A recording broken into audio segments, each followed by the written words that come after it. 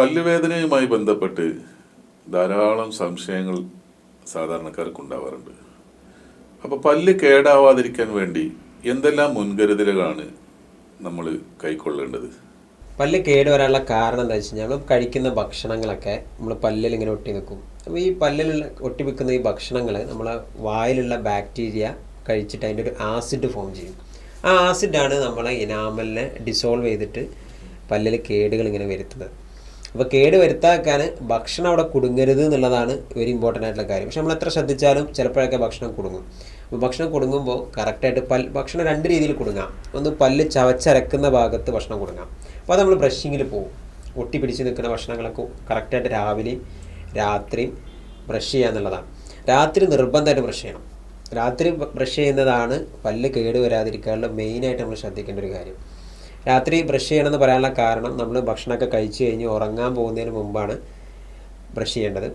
അപ്പോൾ ആ ബ്രഷ് ചെയ്ത് കഴിഞ്ഞാൽ അണുക്കളൊക്കെ ആ ഭാഗത്ത് നമ്മൾ കുടുങ്ങിയിരിക്കുന്ന ഫുഡൊക്കെ നമുക്ക് ക്ലിയർ ചെയ്യാൻ പറ്റും. ആ ബ്രഷ് ചെയ്യുന്നതിന് മുമ്പ് നമ്മൾ ഡെൻ്റൽ ഫ്ലോസിങ്ങും കൂടി ചെയ്യാം.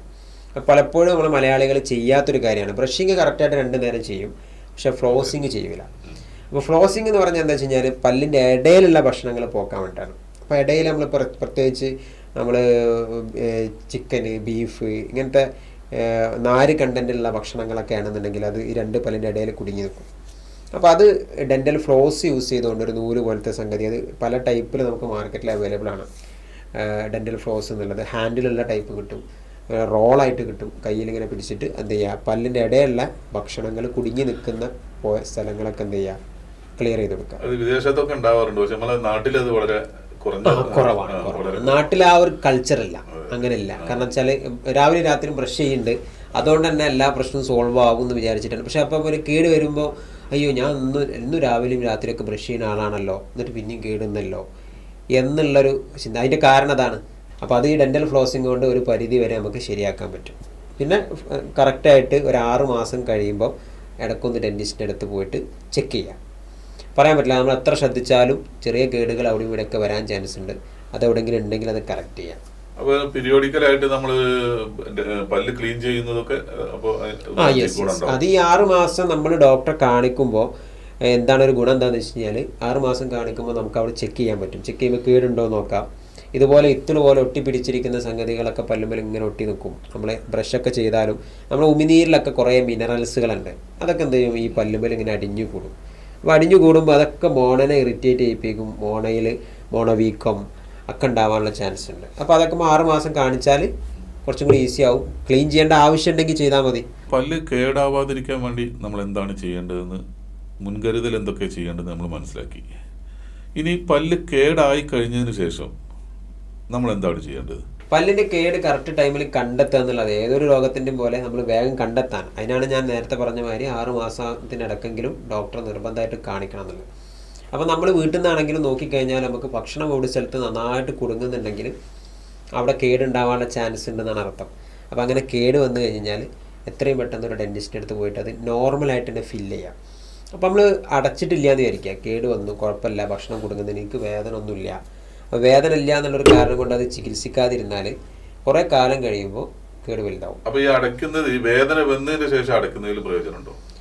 വേദന വന്നിട്ട് അടക്കണതും വേദന വരുന്നതിന് മുമ്പ് അടക്കണതും തമ്മിൽ നല്ല മാറ്റമുണ്ട്. അത് എക്സ്പെൻസിലും മാറ്റമുണ്ട്, നമ്മളെ പ്രൊസീജിയറിൽ മാറ്റമുണ്ട്, അതോ അതിലുണ്ടാകുന്ന പെയിനിലെ കാര്യത്തിൽ മാറ്റമുണ്ട്, എല്ലാത്തിലും മാറ്റമുണ്ട്. അപ്പം സിമ്പിളായിട്ട് നമ്മൾ നേരത്തെ പോയി അടക്കുകയാണെങ്കിൽ ആ ഒറ്റ ദിവസം കൊണ്ട് തന്നെ ആ പ്രൊസീജിയർ കഴിയും. ഒരു 5-10 മിനിറ്റ് കൊണ്ട് പല്ലിൻ്റെ അതേ നിറത്തിലുള്ള മെറ്റീരിയൽ കൊണ്ട് ആ കുഴിയിൽ പിന്നെ ഭക്ഷണം കുടുങ്ങാത്ത പോലെ അടക്കാൻ പറ്റും. അങ്ങനെ അടച്ചിട്ടില്ലെങ്കിലാണ് നേരത്തെ പറഞ്ഞ മാതിരി എന്ത് ചെയ്യും, കേട് സ്ലോലി ഈ ഭക്ഷണം പിന്നെയും ആ കേടിൽ കുടുങ്ങിയിട്ട് അത് വലുതായി പോകും. ഇതിൻ്റെ സെൻറ്റർ ഭാഗത്തൊരു പൾപ്പുണ്ട്, ഞരമ്പുകൾ നിൽക്കുന്ന ഭാഗം, അവിടേക്ക് അത് എത്തിത്തുടങ്ങുമ്പോഴാണ് ആദ്യത്തിൽ അതൊരു ചെറിയ പുളിപ്പായിട്ട് വരും. പിന്നെ എന്ത് ചെയ്യും, കണ്ടിന്യൂസ് വേദനയിലേക്ക് പല്ലെത്തും. അപ്പം ബാക്ടീരിയൽ ഇൻഫെക്ഷൻ ആയിട്ട് വരും. ആ പൾപ്പിൻ്റെ ഭാഗം, ആ ഞരമ്പിൻ്റെ ഭാഗം ഇൻഫെക്റ്റഡ് ആയി കഴിഞ്ഞാൽ പിന്നെ നമുക്ക് നോർമലായിട്ട് ഫില്ല് ചെയ്യുക എന്നുള്ളൊരു പരിപാടി അതിന് നടക്കാതെ വരും. അപ്പോഴാണ് റൂട്ട് കനാൽ എന്ന ചികിത്സ ചെയ്യേണ്ടി വരിക. റൂട്ട് കനാൽ ട്രീറ്റ്മെൻറ്റിനെ പറ്റി പറഞ്ഞല്ലോ. എന്താണ് റൂട്ട് കനാൽ ട്രീറ്റ്മെൻറ്റ്? എങ്ങനെയാണ് അതിൻ്റെ പ്രൊസീജിയർ? റൂട്ട് കനാൽ നമ്മൾ നേരത്തെ പറഞ്ഞ മാതിരി പല്ലിൻ്റെ ഞരമ്പിൻ്റെ ഭാഗത്തേക്ക് കേടെത്തുമ്പോഴാണ് റൂട്ട് കനാൽ ചെയ്യേണ്ടി വരിക. അപ്പോൾ ആ സമയത്ത് നമ്മൾ കേടുകളൊക്കെ മാറ്റിയിട്ട് നമ്മൾ ഈ ഞരമ്പ് പോകുന്ന ഭാഗം ഉണ്ടല്ലോ, അതിൻ്റെ 2 റൂട്ടുകൾ, ചില പല്ലുകൾക്ക് 2 റൂട്ടായിരിക്കും, ചിലതിന് 3, 4 റൂട്ടുകൾ ഉണ്ടാവും. അപ്പോൾ അതിൻ്റെ ഉള്ളിലൂടെ പോകുന്ന ഈ ഞരമ്പിൻ്റെ ഭാഗങ്ങളൊക്കെ നമ്മൾ ക്ലീൻ ചെയ്യണം. പൂർണ്ണമായിട്ട് ക്ലീൻ ചെയ്ത് അതിലുള്ള ബാക്ടീരിയനൊക്കെ പൂർണ്ണമായിട്ട് പോക്കുക എന്നുള്ള പ്രൊസീജിയറാണ് ഈ റൂട്ട് കനാൽ എന്ന് പറയുന്നത്. അതിലെ അണുക്കളൊക്കെ ക്ലീൻ ചെയ്ത് ഫുള്ള് ക്ലിയർ ചെയ്തതിന് ശേഷം അതിലേക്കൊരു ഗട്ടാപ്പറച്ച എന്നുള്ളൊരു പോയിന്റ്, അതിൻ്റെ ഉൾഭാഗം നമ്മൾ ഈ ക്ലീൻ ചെയ്ത ഭാഗം അടക്കാൻ വേണ്ടിയിട്ടുള്ള മെറ്റീരിയൽ ഉണ്ട്. ആ മെറ്റീരിയൽസുകളും മരുന്നും ഒക്കെ വെച്ചിട്ട് അത് കംപ്ലീറ്റ്ലി സീൽ ചെയ്യും. അതിലേക്ക് പിന്നെ ഒരു ഇൻഫെക്ഷൻ വരാത്ത രൂപത്തിലേക്ക്, അതിലേക്ക് മറ്റൊരു മുകളിൽ നിന്നും താഴത്തു നിന്നും ഇൻഫെക്ഷൻ ആവാത്ത ലെവലിലേക്ക് അതിനെ സീൽ ചെയ്യുകയാണ് ചെയ്യുന്നത്. അങ്ങനെ റൂട്ട് കട്ട് ചെയ്യുക എന്നുള്ളത് ഈ ഒരു ആൾക്കാരുടെ ഒരു തെറ്റിദ്ധാരണയാണ്. റൂട്ടിനെ കട്ട് ചെയ്യുക എന്നുള്ളത്. റൂട്ട് കട്ട് ചെയ്യുന്നില്ല. റൂട്ട് കട്ട് ചെയ്യുന്നതോടുകൂടി പല്ലിൻ്റെ പിടുത്തം നഷ്ടപ്പെടും. പല്ല് നിലനിൽക്കാൻ റൂട്ട് ആവശ്യമാണ്. പക്ഷെ റൂട്ടിൻ്റെ ഉള്ളിലൂടെ പോകുന്ന ഞരമ്പുകളും അതുപോലെ തന്നെ ബ്ലഡ് വെസൽസുകളൊക്കെ ഉണ്ട്. അതാണ് നമുക്ക് അതിലാണ് ഇൻഫെക്ഷൻ ആയത്. അപ്പോൾ ആ ഭാഗം റൂട്ടിൻ്റെ നടുഭാഗത്തുള്ള ഒരു 3 ഡയമെൻഷണൽ സ്ട്രക്ചറാണത് റൂട്ട് എന്ന് പറഞ്ഞാൽ അല്ലേ. അപ്പോൾ അതിൻ്റെ നടുവിലൂടെ പോകുന്ന ഭാഗങ്ങളെ പൂർണ്ണമായിട്ടും അറ്റം വരെ ക്ലീൻ ചെയ്തിട്ട് മരുന്ന് വെച്ച് അടച്ച് കംപ്ലീറ്റ്ലി അടച്ചു കഴിഞ്ഞാൽ റൂട്ട് കനാൽ കംപ്ലീറ്റ് ആയി. റൂട്ട് കനാൽ ഇപ്പോൾ കുറേ വർഷങ്ങളായിട്ട് നടക്കുന്ന ഒരു ട്രീറ്റ്മെൻറ്റ്. അതിൻ്റെ ഒരു ഹിസ്റ്ററി അല്ലെങ്കിൽ അതിൻ്റെ ഒരു സ്റ്റഡി നോക്കിക്കഴിഞ്ഞ് കഴിഞ്ഞാൽ നല്ല സക്സസ്ഫുൾ ആയിട്ടുള്ള ഒരു ട്രീറ്റ്മെൻറ്റാണ് റൂട്ട് കനാൽ. അപ്പോൾ നിങ്ങൾ പറഞ്ഞ മാതിരി ചില കേസുകളിൽ റൂട്ട് കനാൽ ചെയ്ത് കഴിഞ്ഞിട്ട് പിന്നെയും പെയിന് വന്ന കാരണമായിരിക്കാം നിങ്ങളിപ്പോൾ അങ്ങനെ ഒരു സംശയം ചോദിക്കാനുള്ള കാരണം. അപ്പോൾ അതിൻ്റെ റീസൺ എന്താണെന്ന് വെച്ച് കഴിഞ്ഞാൽ റൂട്ട് കനാൽ ഓക്കെ ആയിരിക്കും, പക്ഷേ റൂട്ട് കനാൽ കഴിഞ്ഞതിന് ശേഷം അത് പോസ്റ്റ് എൻഡോ റെസ്റ്റോറേഷൻ എന്ന് പറയും. അതായത് റൂട്ട് കനാൽ ചെയ്ത് കഴിഞ്ഞതിന് ശേഷം അത് പ്രോപ്പറായിട്ട് മെയിൻറ്റെയിൻ ചെയ്യണം. എങ്ങനെ? അതിലേക്ക് മറ്റൊരു ഇൻഫെക്ഷൻ വരാനുള്ള ഒരു ചാൻസും പിന്നെ ഉണ്ടാവരുത്. അങ്ങനെയാണെങ്കിൽ മാത്രമേ നമ്മൾ ക്ലീൻ ചെയ്ത ഈ ഒരു ഭാഗം, ഇൻഫെക്റ്റഡ് ആയ ഭാഗങ്ങളൊക്കെ ക്ലീൻ ചെയ്ത ഭാഗത്ത് പിന്നെ ഇൻഫെക്ഷൻ വരാതിരിക്കുള്ളൂ. അപ്പോൾ അതെങ്ങനെ വരുന്നത്? ഫുഡ് കുടുങ്ങുക, പിന്നെയും നമ്മൾ കറക്റ്റായിട്ട് അവിടെ ഭക്ഷണം കറക്റ്റ് ക്ലീൻ ചെയ്തില്ല, അല്ലെങ്കിൽ അടച്ച ഭാഗം പൊട്ടിപ്പോയി, അപ്പോൾ അതിലേക്ക് പിന്നെയും അപ്പോൾ പൊട്ടാതിരിക്കാൻ വേണ്ടി ഒന്നെങ്കിൽ അതിൽ ക്രൗൺ ചെയ്യണം. ഇപ്പോൾ റൂട്ട് കനാൽ ചെയ്ത പല്ലുകളിൽ പലപ്പോഴും അതിൻ്റെ സെൻറ്റർ ഭാഗത്തൊക്കെ ക്ലീൻ ചെയ്തല്ലോ, അപ്പോൾ അവിടെയൊക്കെ നമ്മൾ വെക്കുന്ന ആർട്ടിഫിഷ്യലായിട്ടുള്ള മെറ്റീരിയൽസുകളാണ്. നോർമലായിട്ടുള്ള പൾപ്പും കാര്യങ്ങളൊക്കെ പോയി, അപ്പോൾ അതിൻ്റെ ജലാംശമൊക്കെ നഷ്ടപ്പെടുമ്പോൾ പല്ലൊരു ഹോളോ സ്ട്രക്ചറാണ്. പിന്നെ അതിൻ്റെ ഉൾഭാഗമൊക്കെ ഉള്ളിൽ പൊള്ളയായ രൂപത്തിലല്ലത്. അപ്പം നോർമലി പല്ലിനുള്ള അതേ ഉറപ്പ് പിന്നെ ഉണ്ടായിക്കൊള്ളുന്നില്ല. റൂട്ട് കനാൽ ചെയ്ത് അടച്ച പല്ലിന് ചെയ്യാത്തൊരു പല്ലിൻ്റെ അതേ സ്ട്രെങ്ത്ത് കിട്ടില്ല. അപ്പോൾ ആ സ്ട്രെങ്ത്ത് കറക്റ്റായിട്ട് നമുക്ക് കിട്ടണമെന്നുണ്ടെങ്കിൽ അതിനനുസരിച്ചുള്ള മെറ്റീരിയൽ വെച്ചിട്ട് ഫില്ല് ചെയ്യണം. അല്ലെങ്കിൽ അതിൻ്റെ മുകളിൽ എന്ത് ചെയ്യണം? ഒരു ക്രൗണ് പോലെ ഇട്ട് കൊടുക്കണം, ക്യാപ്പ് ഇട്ട് കൊടുക്കണം. എന്നാൽ മാത്രമേ നമ്മുടെ കടിക്കുന്ന സമയത്ത് പല്ല് വീക്കായിട്ടുള്ള ഭാഗങ്ങളിലേക്കൊന്നും നമ്മളെ ഫോഴ്സ് വരാണ്ടൊക്കെ. അപ്പോൾ റൂട്ട് കനാൽ ചെയ്യുമ്പോൾ നിർബന്ധമായിട്ട് ക്രൗൺ ചെയ്യണം, കവർ ഇടണം. അപ്പോൾ കവർ ഇട്ടിട്ടില്ലെങ്കിൽ ഇതുപോലെ നിങ്ങൾ പറഞ്ഞ മാതിരി ഭക്ഷണമൊക്കെ കുടുങ്ങി എന്ത് പറ്റും? ഇൻഫെക്ഷൻ പിന്നെയും ഒന്നും കൂടി റിട്ടേൺ ആയിട്ട് വരാൻ ചാൻസ് ഉണ്ട്. അല്ലെങ്കിൽ ഇനിയിപ്പോൾ കവർ വെച്ചിട്ടില്ലെങ്കിലും നല്ല സ്ട്രോങ് ആയിട്ടുള്ള ഒരു അടവ് നിർബന്ധമായിട്ടും അതിൻ്റെ മുകളിൽ ഉണ്ടാവൽ നിർബന്ധമാണ്. അതില്ലാന്നുണ്ടെങ്കിൽ അതെന്ത് പറ്റും?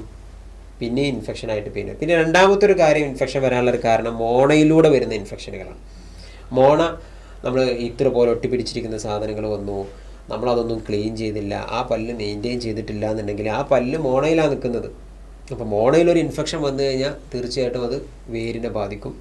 ഇതുപോലെ വീണ്ടും പെയിൻ വരും. അങ്ങനെ വന്നു കഴിഞ്ഞാലും അത് അപ്പോഴും ചികിത്സിക്കാൻ പറ്റും. പല്ല് അവിടെ ഉറച്ച് നിൽക്കുന്നുണ്ടെങ്കിൽ മോണക്ക് ഒരുപാട് ഇൻഫെക്ഷനായിട്ട് അത്രയും ബാധിച്ചിട്ട് മോണയിൽ പല്ല് ഉറച്ച് നിൽക്കാത്തൊരു കാലത്താണ് അത് പറിക്കേണ്ടി വരുള്ളൂ. അല്ലാത്തിടത്തോളം കാലം നമുക്കത് എന്ത് ചെയ്യാൻ പറ്റും? എക്സ്റേ എടുത്തിട്ട് എത്രത്തോളം ഇൻഫെക്ഷൻ ഉണ്ട് അത് കറക്റ്റ് ചെയ്യാൻ റൂട്ട് കനാൽ ട്രീറ്റ്മെൻറ്റ്സുകളൊക്കെ ഇപ്പോൾ അവൈലബിൾ ആണ്.